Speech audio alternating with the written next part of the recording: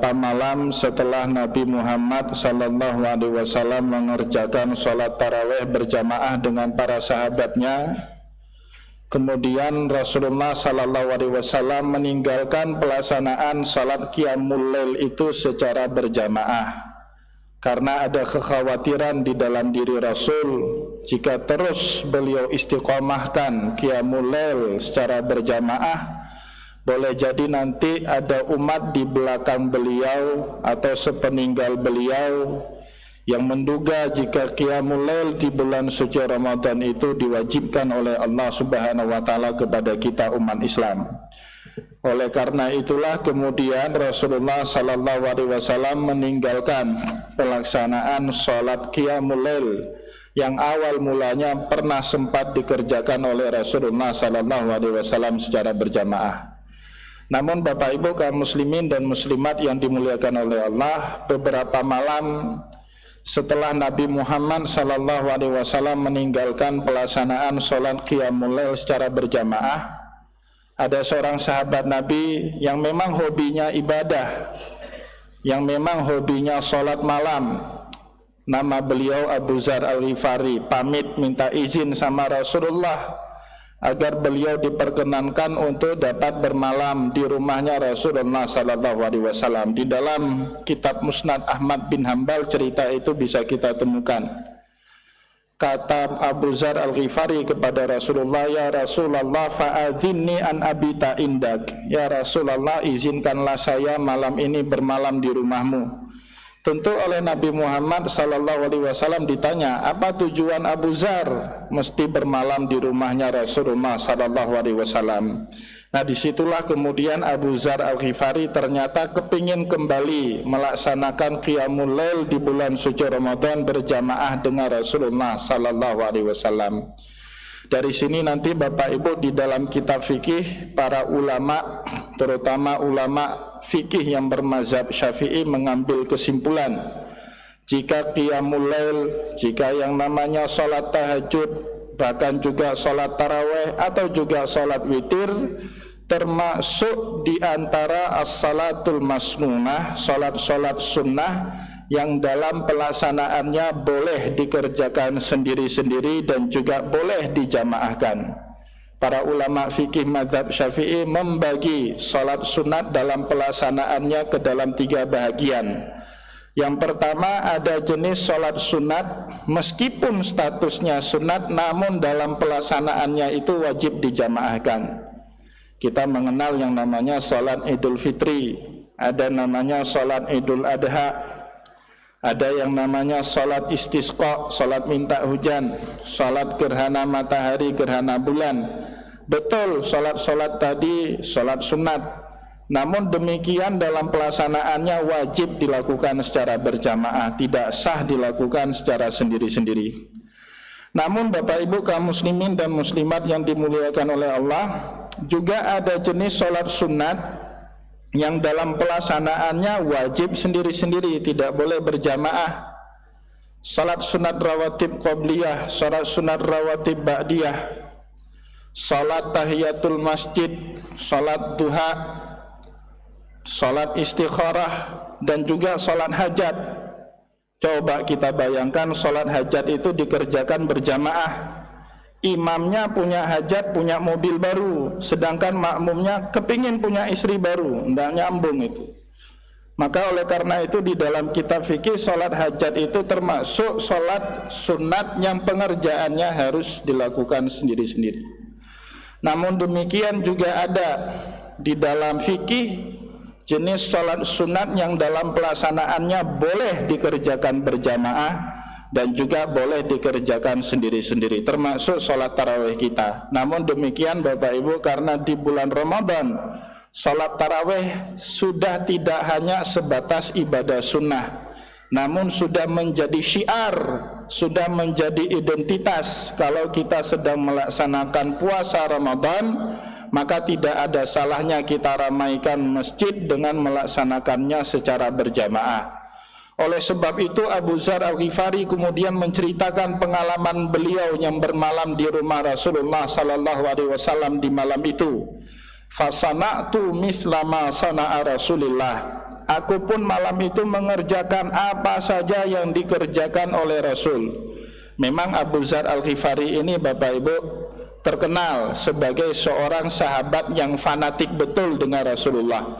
Apapun sunnah Rasulullah SAW ditiru secara total oleh Abu Dzar Al-Ghifari radhiyallahu anhu. Misalnya di malam itu diceritakan Nabi Muhammad SAW bangun malam dan kebetulan sedang musim dingin, maka beliau wuduknya yang wajib-wajib saja, wuduknya yang ringan-ringan saja. Dalam ibarat hadis disebut falyukhaffifu fihal wudu. Nabi Muhammad hanya membasuh 4 anggota tubuh yang wajib dibasuh sekali-sekali saja. Muka, tangan sampai siku, kepala, dan juga kaki sampai mata kaki, dan itu juga ditiru oleh Abu Dzar Al-Ghifari. Maka oleh karena itu Abu Dzar Al-Ghifari ini termasuk sahabat yang sangat fanatik mengikuti sunnahnya Rasulullah SAW. Sampai-sampai Abu Dzar Al-Ghifari berkata, seandainya ada umat Islam yang seumur hidupnya wuduknya selalu sempurna dengan lengkap pakai sunnah-sunnahnya, sebenarnya mereka tidak sedang mengamalkan sunnahnya Rasulullah SAW. Jadi Abu Dzar Al-Ghifari pernah Bapak Ibu satu hari lihat Abdullah bin Abbas, sepupunya Nabi Muhammad SAW ini sudah masuk Islam saat usianya 9 tahun. Mulai dari hari pertama dia masuk Islam belum akil balik sampai usianya sudah sepuh, sudah 70, sudah 80 tahun, Abdullah bin Abbas radhiyallahu anhuma tidak pernah meninggalkan sholat duha. Kemudian satu hari didatangi oleh Abu Dzar Al-Ghifari, Abdullah bin Abbas, Rasulullah SAW saja seumur hidupnya pernah bolos sholat duha. Masa kamu tiap hari sholat duha? Kamu tidak sedang mengamalkan sunnahnya Rasul. Maka oleh karena itu besoknya Abdullah bin Abbas sengaja bolos sholat duha supaya mirip balik dengan sunnahnya Rasulullah SAW. Jadi bapak-bapak yang tiap hari sholat duha itu tidak sedang mengamalkan sunnah Nabi itu. Wuduknya selalu lengkap. Nabi Muhammad saja sesekali ditinggalkan wuduk yang lengkap itu. Maka besok sesekali kita perlu wuduk yang wajib-wajib saja Bapak Ibu. Karena Nabi Muhammad SAW juga pernah melakukan seperti itu. Dan memang terkenal di dalam hadis, Abu Dzar Al-Ghifari ini seorang sahabat yang sangat fanatik mengikuti sunnahnya Rasulullah SAW. Apapun ditiru. Pernah suatu hari Nabi Muhammad lewat di suatu tempat yang ada pohon yang dahannya itu rendah. Karena tinggi badannya Nabi Muhammad semampai, pada saat Nabi Muhammad melewati pohon itu beliau harus membungkukkan badannya. Namun Abu Dzar Al-Ghifari ini orangnya pendek, tidak ada kebutuhan bagi beliau untuk membungkukkan badan. Tapi setiap beliau lewat di pohon itu, karena beliau pernah melihat Nabi Muhammad membungkukkan badan, maka beliau juga membungkukkan badan. Saat ditanya sama sahabat, ya Abu Dzar, buat apa kamu membungkukkan badan? Pohonnya saja sudah nggak ada lagi, sudah kita tebang. Saya dulu pernah lihat Nabi Muhammad kalau lewat tempat ini membungkukkan badan, saya pun ikut membungkukkan badan, kata beliau.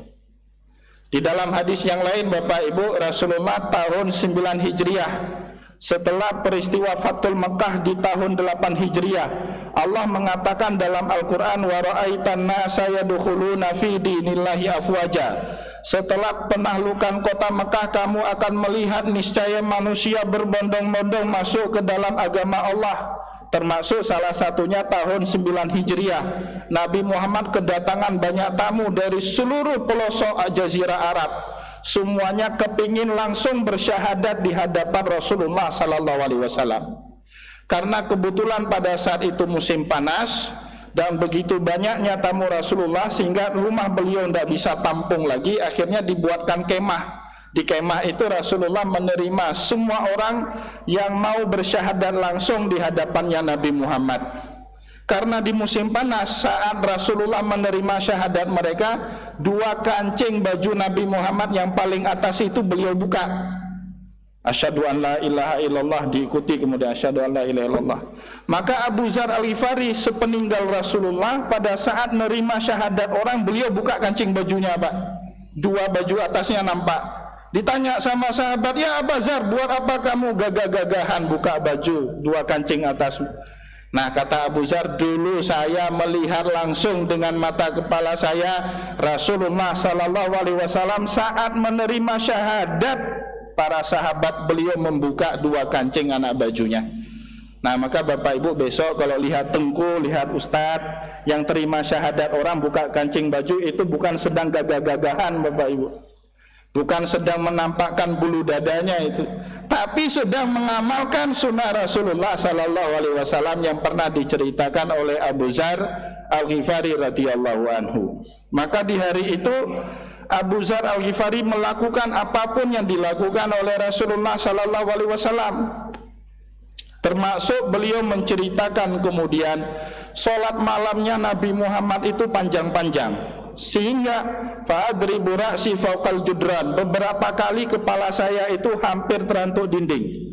Begitu panjangnya sholat qiyamul lail yang dikerjakan oleh Nabi Muhammad sallallahu alaihi wasallam. Sahabat yang memang hobi ibadah, sahabat yang memang hobinya sholat tahajud saja tidak sanggup mengikuti bagaimana panjangnya sholat malam yang dikerjakan oleh Rasulullah. Apalagi kita-kita Pak yang hobinya traveling, hobinya kulineran. Ini kalau ditanya sama jamaah Masjid Raya Baitur Rahman malam ini, hakul yakin saya nggak ada yang bilang hobinya sholat taraweh. Hakul yakin saya nggak ada yang jawab hobi saya sholat tahajud, nggak ada Pak. Hobi kita apa? Main tenis, traveling, kulineran, ya kan? Nggak ada itu. Ada masa ada orang hobinya apa? Hobinya sholat tahajud, nggak ada itu. Dulu di zaman Rasulullah ada Abu Dzar Al-Ghifari memang hobinya sholat tahajud.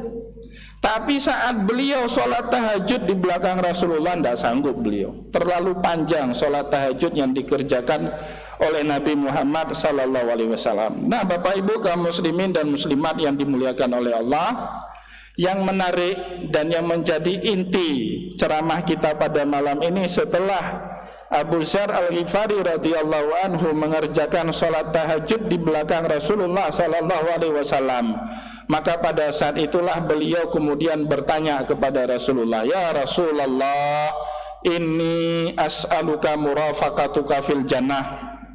Ya Rasulullah, saya minta agar saya bisa juga menjadi sahabatmu, tidak hanya di dunia tapi juga nanti di surga kelak. Ternyata jawab pertanyaan atau doa atau permintaannya Abu Dzar itu dianggap berat sama Nabi Muhammad, sehingga Nabi Muhammad tidak langsung, tidak segera merespon permintaannya Abu Dzar Al-Ghifari. Nah, ini Bapak Ibu sebagai salah satu juga perenungan bagi kita semua. Nabi Muhammad sallallahu alaihi wasallam tidak boleh memberikan jawaban secara sembrono, secara sembarangan. Karena jawaban Nabi Muhammad itu tidak hanya mengikat Abu Dzar Al-Ghifari radhiyallahu anhu, tetapi juga nanti akan mengikat kita semua sebagai umatnya Rasulullah sallallahu alaihi wasallam. Kalau Nabi Muhammad sembrono, kalau Nabi Muhammad gegabah, maka hari ini sunnah kia Nabi adalah menjawab dengan gegabah. Bapak Ibu kalau ada pertanyaan main jawab terus, itu sunnahnya Nabi. Tetapi Rasulullah tidak boleh seperti itu. Karena jawaban Nabi Muhammad tidak hanya mengikat kepada Abu Dzar, tapi juga mengikat untuk seluruh umat Islam. Maka Nabi Muhammad diceritakan dalam hadis itu, fataqta'a Rasulullah sallallahu alaihi wasallam ra'sahu, tertunduk kepalanya Nabi Muhammad seolah-olah beliau menunggu bimbingan wahyu dari Allah. Dan memang Rasulullah tidak pernah memberikan jawaban yang jawaban itu mengikuti selera hawa nafsunya beliau. Wa ma yantiqu anil hawa in huwa illa wahyun yuha. Bapak Ibu kaum muslimin dan muslimat yang dimuliakan oleh Allah, seandainya saja di malam itu kita berada di posisinya Abu Dzar Al-Ghifari, juga permintaan yang sama pasti akan kita mintakan kepada Rasulullah sallallahu alaihi wasallam. Maka oleh karena itu ada baiknya kita renungi, kita simak apa jawaban Nabi ketika Abu Dzar minta inni as'aluka murafaqatuka fil jannah.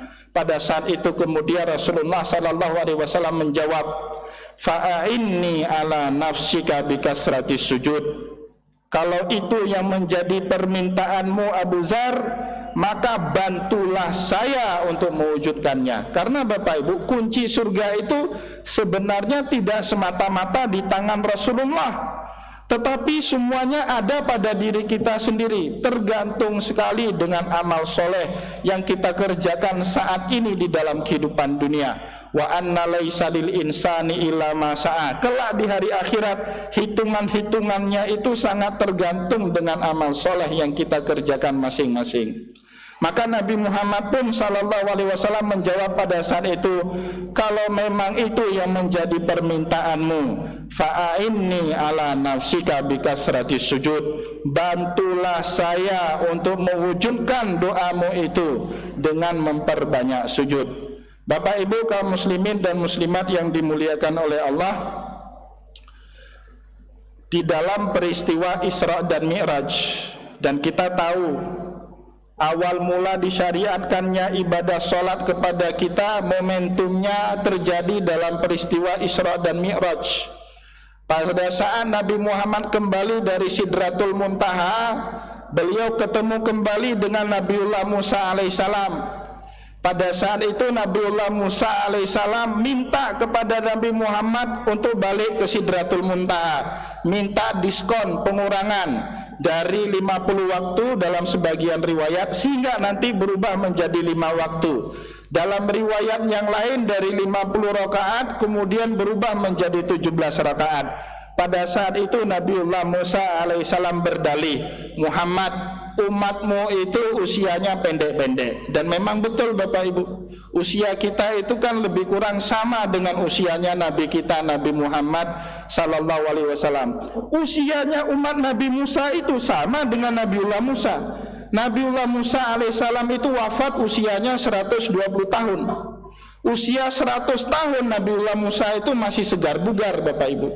Nabiullah Zakaria yang hadir belakangan setelah Nabi Musa punya anak Yahya alaihissalam usianya 93 tahun, masih sehat-sehat. Kita 93 tahun Bapak Ibu sudah banyak rukhsahnya daripada azimahnya. Kalau puasa enggak lagi itu 93 tahun saya kira, sudah bayar fidyah, sudah enggak lagi puasa.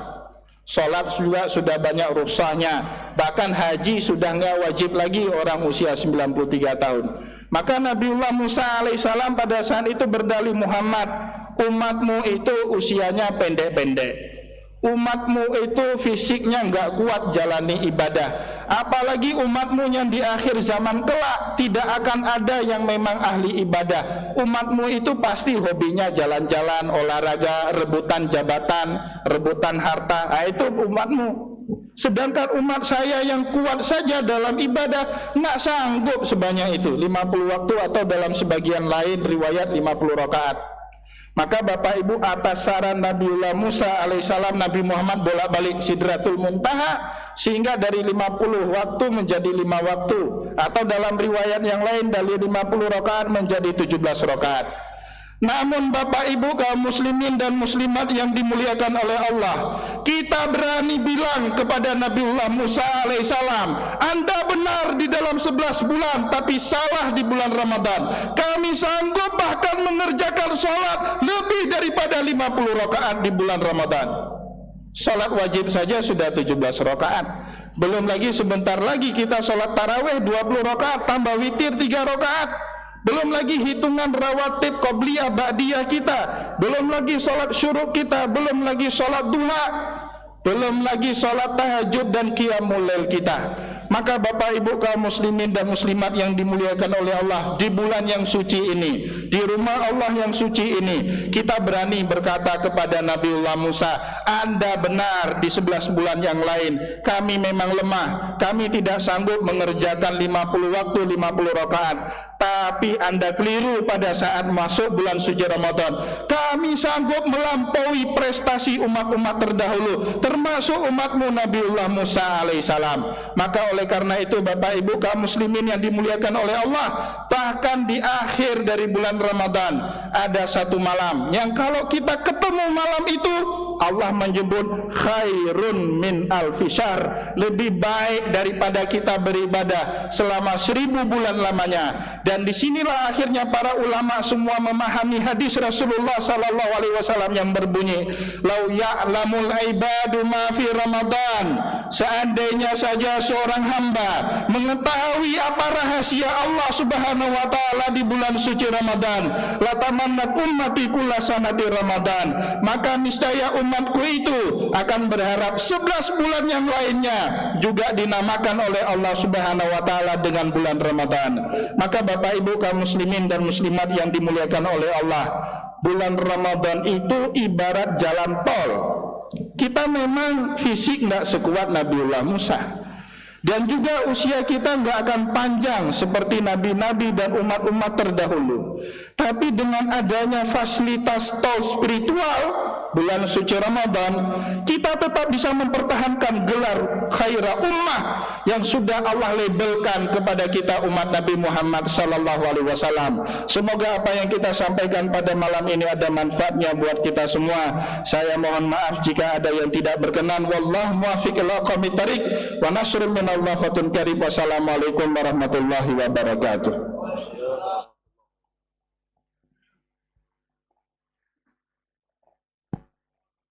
الصلاة التراويح رحمكم الله.